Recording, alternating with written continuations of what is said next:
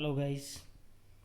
हम आपके लिए इम्पोर्टेंट 50 क्वेश्चंस लेकर आए हैं और चैनल को आपने अब तक सब्सक्राइब ना किया हो तो सब्सक्राइब कर लें और वीडियो आपको पसंद आए तो बेल आइकन प्रेस कर दें और लाइक कर दें। इसको बेल आइकन प्रेस कर दें जिससे आने वाली वीडियोस की लेटेस्ट नोटिफिकेशन आपको मिलती रहे। तो आइए वीडियो शुरू करते हैं। और ये वीडियो मैं आपको बता दूँ एसएससी सीजीएल और सुपर टैट जूनियर हो या प्राइमरी हो सभी के लिए इम्पोर्टेंट है और कंपटीशन में भी इस तरह के क्वेश्चंस और भी एग्ज़ाम्स में पूछे जाते हैं। तो वीडियो शुरू करते हैं। भारत के संविधान के परिप्रेक्ष्य में दिए गए कथनों में से असंगत कथन को चिन्हित करें। ये भारत की नियमावली पुस्तक है भारतीय संविधान के बारे में। इसने कानूनी शासन को कूटबद्ध किया है। ये मूलभूत राजनीतिक मूल्यों को प्रतिबिंबित करता है और ये तीनों ही ऑप्शन सही हैं। ये नियमावली पुस्तक है भारत की। इसने कानूनी शासन को कूटबद्ध भी किया है। ये मूलभूत राजनीतिक मूल्यों को प्रतिबिंबित करता है। आपने देखा होगा कि इसमें देश की शासन व्यवस्था कैसे चलानी है उसके नियमों के बारे में है और कानूनी शासन को इसमें कूटबद्ध किया गया है, अर्थात उसको बताया गया है, विस्तृत रूप से उसकी व्याख्या की गई है। ये मूलभूत राजनीतिक मूल्यों, इसमें राजनीतिक मूल्यों को दर्शाया गया है, किस तरह के राजनीतिक मूल्य हैं। और नंबर डी ऑप्शन है, साफ साफ लिखा है ये वैधानिक दस्तावेज नहीं है। तो गाइस मैं आपको बता दूं कि ये वैधानिक दस्तावेज है। तो हमारा ऑप्शन क्या होगा, असंगत कथन क्या है, ये वैधानिक दस्तावेज नहीं है, ये हमारा आंसर हो जाएगा। भारत कब एक संप्रभु गणराज्य बना था? तो गाइस भारत कब एक संप्रभु गणराज्य बना था? तो हमारे पास चार ऑप्शन है, 25 अगस्त 1950, 26 अगस्त 1947, 26 जनवरी 1950 या 26 जनवरी 1948। तो भारत एक संप्रभु राज्य जो है वह 26 जनवरी 1950 को बना था और इसी दिन हमारा संविधान लागू हुआ था। तो जिस दिन से हमारा संविधान लागू हुआ है उसी दिन से भारत हमारा क्या है, एक संप्रभु गणराज्य बना है। आगे बढ़ते हैं गाइस और वीडियो में नंबर 3 क्वेश्चन देखते हैं। भारत के अंतिम गवर्नर जनरल कौन थे? तो इस पे आगे बढ़ते हैं। तो पहला ऑप्शन है हमारा Chakravarti Rajagopalachari, Warren Hastings, Louis Mountbatten या लॉर्ड माउंटबेटन, एडवर्ड लॉ। तो हमारे अंतिम गवर्नर जनरल या अंतिम भारतीय गवर्नर जनरल या प्रथम भारतीय गवर्नर जनरल हमारे कौन थे? तीनों ही क्वेश्चन का एक ही आंसर होगा, चक्रवर्ती राजगोपालाचारी। आगे बढ़ते हैं गाइस। भारतीय पुरातत्व पर्यवेक्षण का गठन किसने किया था? भारतीय पुरातत्व पर्यवेक्षण का गठन किसने किया था? पहला ऑप्शन है Alexander Cunningham, William Jones, James वगेंस या एनपी चक्रवर्ती। तो हमारा राइट आंसर क्या होगा, भारतीय पुरातत्व पर्यवेक्षण का गठन किसने किया था? अलेक्जेंडर कनिंघम ने इसका गठन किया था। आगे बढ़ते हैं गाइस। आज़ादी के बाद भी कौन भारत का गवर्नर जनरल बना रहा था? तो आज़ादी के बाद भी कौन भारत का गवर्नर जनरल बना था? तो हम क्वेश्चन ऑप्शन डिस्कस नहीं करेंगे, सीधे मैं आपको आंसर ही बता दे रहा हूँ। लुइस माउंटबेटन ये भारत के अंतिम गवर्नर जनरल, वो भारत का गवर्नर जनरल था, मतलब आज़ादी के बाद भी। और अंतिम गवर्नर जनरल कौन थे? राजगोपालाचारी। गाइस याद रखेंगे इस चीज़ को। आगे बढ़ते हैं। निम्नलिखित में से भारत के सिविल सेवा का जनक किसे माना जाता है? चार ऑप्शन दिए हैं, Lord Cornwallis, Warren Hastings, Lord Wellesley और लॉर्ड विलियम बेंटिक। तो भारत में सिविल सेवा का जो जनक है वह लॉर्ड कॉर्नवालिस को माना जाता है। आगे बढ़ते हैं गाइस। डॉक्ट्रिन ऑफ लैप्स नीति, डॉक्ट्रिन ऑफ लैप्स नीति किसने बनाई थी? Lord Curzon, Lord Mountbatten, Lord Dalhousie, Robert Clive. ठीक, माउंटबेटन से वही क्वेश्चन आ सकता है जो ऊपर हमने डिस्कस किया था, ठीक, कि आज़ादी के बाद भी कौन भारत का गवर्नर जनरल बना रहा? तो लॉर्ड माउंटबेटन। और भारत का अंतिम विदेशी गवर्नर जनरल कौन था? तो लॉर्ड माउंटबेटन ही आएगा उसका आंसर। कर्जन का नाम आता है बंगाल विभाजन के लिए, जो कि उन्होंने 1905 में किया था। और इसी तरह क्लाइव का नाम आता है, जो दूरदर्शी सोच का था वह क्लाइव ही था।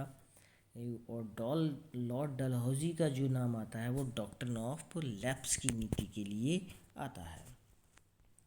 भारतीय संविधान के अस्तित्व में आने से पहले भारत का आखिरी गवर्नर जनरल था, कौन था?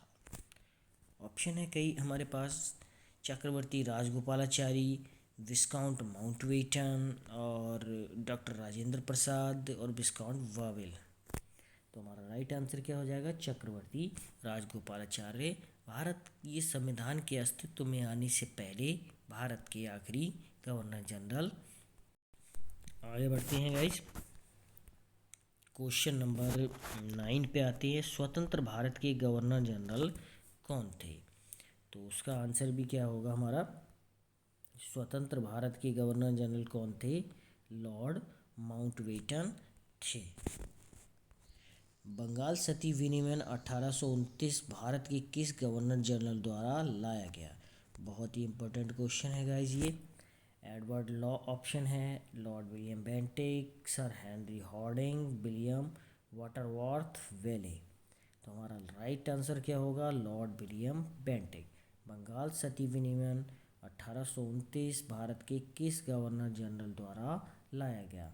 तो 1829 सती विनिमय जो अधिनियम है या विनिमय है वह लॉर्ड विलियम बेंटिक के द्वारा लाया गया था। आगे बढ़ते हैं गाइस, और वीडियो पसंद आता हो आपको तो लाइक का बटन दबा दें और वीडियो शेयर भी कर दें ज़्यादा से ज़्यादा, जिससे और भी प्रतियोगी छात्रों को इसका लाभ मिल सके। किस गवर्नर जनरल के समय भारत का स्वतंत्रता संघर्ष सिपाही विद्रोह हुआ था? तो 4 ऑप्शन है हमारे पास, Lord Ellenborough, Lord Hardinge, Lord Bentinck या लॉर्ड कैनिंग। तो हमारा राइट आंसर क्या हो जाएगा? Lord Canning. लॉर्ड कैनिंग के समय में सिपाही विद्रोह हुआ था। कब हुआ था? 1857 में। और तभी 1857 की क्रांति की शुरुआत भी हुई थी, जिसे कि प्रथम स्वाधीनता संग्राम या स्वतंत्रता संग्राम भी कहा जाता है। ठीक, तो भारत का स्वतंत्रता संघर्ष सिपाही विद्रोह हुआ था, किसके समय पर हुआ था? लॉर्ड कैनिंग के समय पर हुआ था।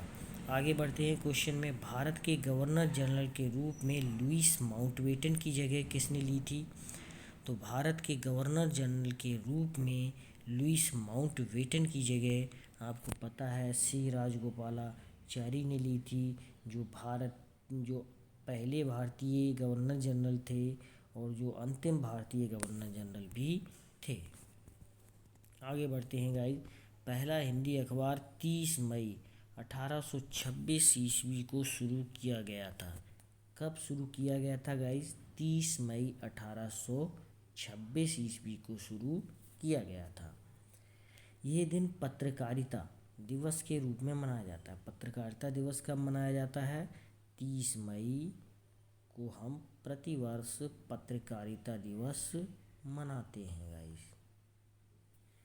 तो इस अखबार का नाम पूछा गया है, क्या नाम था इसका? बंगाल गजट, अमर उजाला, उद्दंत मार्तंड, समाचार सुधा, वर्षन। तो इसका राइट आंसर क्या हो जाएगा? बंगाल गजट इसका राइट आंसर हो जाएगा। सॉरी गाइस, इसका राइट आंसर होगा उद्दंत मार्तंड। राइट आंसर क्या होगा? उद्दंत मार्तंड इसका राइट आंसर होगा। स्वतंत्रता संग्राम में मदद करने के लिए लोकमान्य तिलक द्वारा कौन सा अखबार शुरू किया गया था? तो लोकमान्य तिलक द्वारा जो अखबार शुरू किया गया था उसका नाम था केसरी। आगे बढ़ते हैं गाइस, क्वेश्चन नंबर 15 पे आते हैं। किसे फादर ऑफ इंडिया सर्विसेज कहा जाता है? किसे फादर ऑफ इंडिया सर्विसेज कहा जाता है? आंसर है इसके ऑप्शन है Pandit Jawaharlal Nehru, doctor Rajendra Prasad, Lord Cornwallis, Sardar Vallabh भाई पटेल। इसका आंसर रॉन्ग दिया है ये। इसका आंसर होगा लॉर्ड कॉर्नवालिस को फादर ऑफ इंडिया सर्विसेज कहा जाता है। और ये आंसर भी आप देख लें, इसका चेक कर लें एक बार। मुझे डाउट है इसमें कि बंगाल गजट ही इसका आंसर होगा। आगे बढ़ते हैं गाइस। तो फादर ऑफ इंडिया किसे कहा जाता है? लॉर्ड कॉर्नवालिस को कहा जाता है। क्वेश्चन नंबर 16 पे आते हैं। भारतीय स्वतंत्रता के दौरान समाचार पत्र यानी स्वतंत्रता संग्राम के दौरान समाचार पत्र यंग इंडिया को किसने प्रकाशित किया था? तो यंग इंडिया को किसने प्रकाशित किया था? 4 ऑप्शन है हमारे पास। B are Ambedkar, Subhash Chandra Bose, Mahatma Gandhi, Jawaharlal Nehru. तो यंग इंडिया को जो प्रकाशित किया था वह महात्मा गांधी ने प्रकाशित किया था। किसे?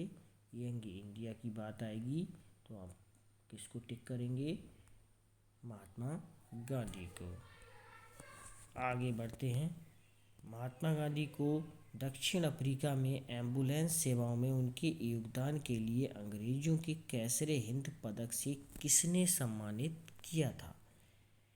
महात्मा गांधी को दक्षिण अफ्रीका में एम्बुलेंस सेवाओं में उनके योगदान के लिए अंग्रेजों के कैसरे हिंद पदक से महात्मा गांधी को दक्षिण अफ्रीका में एम्बुलेंस सेवाओं में उनके योगदान के लिए अंग्रेजों के कैसरे हिंद पदक से किसने सम्मानित किया था? तो गाइस किसने सम्मानित किया था? ये सम्मानित किया था लॉर्ड हॉर्डिंग ने। आगे बढ़ते हैं। लॉर्ड हॉर्डिंग ने सम्मानित किया था, याद रखेंगे। वह व्यक्ति जिसे गुरुदेव के नाम से जाना जाता है। राजगुरु को नहीं जाना जाता है, बंकिम चंद्र चट्टोपाध्याय को नहीं जाना जाता है, महात्मा गांधी को तो राष्ट्रपिता नाम से जाना जाता है, तो गुरुदेव नाम से किसे जाना जाता है? रविंद्रनाथ टैगोर को गुरुदेव नाम से जाना जाता है। रविंद्रनाथ टैगोर को गुरुदेव की उपाधि किसने दी थी? तो गाइस रविंद्रनाथ टैगोर को गुरुदेव की उपाधि न तो पंडित नेहरू ने दी थी, न लाला लाजपत राय ने, न बाल गंगाधर तिलक ने। रविंद्रनाथ टैगोर को गुरुदेव की जो उपाधि थी वह महात्मा गांधी ने दी थी। हमारा राइट आंसर क्या हो जाएगा? महात्मा गांधी। आगे बढ़ते हैं गाइस। गांधी जी को ब्रिटिश ने कौन सी उपाधि प्रदान की थी जो उनके द्वारा त्याग दी गई थी? तो हमारे पास 4 ऑप्शन है। राय बहादुर की उपाधि नहीं थी उनके पास, राय साहब की नहीं थी, हिंद केसरी नहीं थी, केसरे हिंद की उपाधि थी जो उन्होंने त्याग दी थी। कब? जलियांवाला बाग विरोध की हत्याकांड जलियांवाला बाग हत्याकांड के विरोध में। भारत की आज़ादी की लड़ाई के दौरान करो या मरो का नारा किसने दिया? वीर सावरकर ने नहीं दिया था, ना नेताजी सुभाष चंद्र बोस ने दिया था, ना सुब्रमण्य भारती ने दिया था। ये महात्मा गांधी ने नारा दिया था। कौन सा? करो या मरो का नारा। आगे बढ़ते हैं गाइस। किसने कहा था तुम मुझे खून दो मैं तुम्हें आज़ादी दूंगा? तो हमारे पास 4 ऑप्शन है। जवाहरलाल नेहरू ने ऐसा नहीं कहा था, ना महात्मा गांधी, चंद्रशेखर आज़ाद ने भी नहीं कहा था, ये सिर्फ सुभाष चंद्र बोस ने कहा था। और इन्होंने दिल्ली चलो का नारा भी दिया था। क्या नारा दिया था? दिल्ली चलो और तुम मुझे खून दो मैं तुम्हें आज़ादी दूंगा, ये नारा भी सुभाष चंद्र बोस ने दिया था। ऐसे जियो जैसे कि ये आपका आखिरी दिन है, ऐसे सीखो कि आप हमेशा जीवित रहेंगे, ये पंडित जवाहरलाल नेहरू ने नहीं कहा था, ना APJ अब्दुल कलाम ने कहा था, ना ही चाणक्य ने कहा था। ये कहा था महात्मा गांधी ने। ऐसे जियो कि जैसे ये आपका आखिरी दिन है, ऐसे सीखो कि आप हमेशा जीवित रहेंगे, तो महात्मा गांधी जी ने कहा था ये। बिस्मार्क ऑफ इंडिया किसे कहा जाता है? 4 ऑप्शन है हमारे पास। जवाहरलाल नेहरू को नहीं कहा जाता है, ना सरोजिनी नायडू को कहा जाता है, ना लोकमान्य तिलक को। लौह पुरुष सरदार वल्लभ भाई पटेल को भारत का बिस्मार्क कहा जाता है क्योंकि भारत के एकीकरण में इनका महत्वपूर्ण योगदान था। सहिष्णुता के अभ्यास में उसका दुश्मन ही उसका सबसे अच्छा शिक्षक होता है। सहिष्णुता के अभ्यास में उसका दुश्मन ही उसका सबसे अच्छा शिक्षक होता है। ये शब्द किसने कहे थे?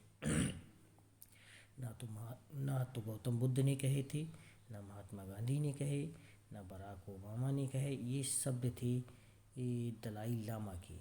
तो क्या शब्द थे ये? सहिष्णुता के अभ्यास में उसका दुश्मन ही उसका सबसे अच्छा शिक्षक होता है। ये सहिष्णुता के बारे में इन्होंने कहा था। बात जब सहिष्णुता की आएगी तो हमारा आंसर क्या होगा? दलाई लामा। तो ये 25 क्वेश्चन की सीरीज़ थी और इसकी नेक्स्ट सीरीज़ 26 से 50 तक हम डिस्कस करेंगे नेक्स्ट वीडियो में। धन्यवाद।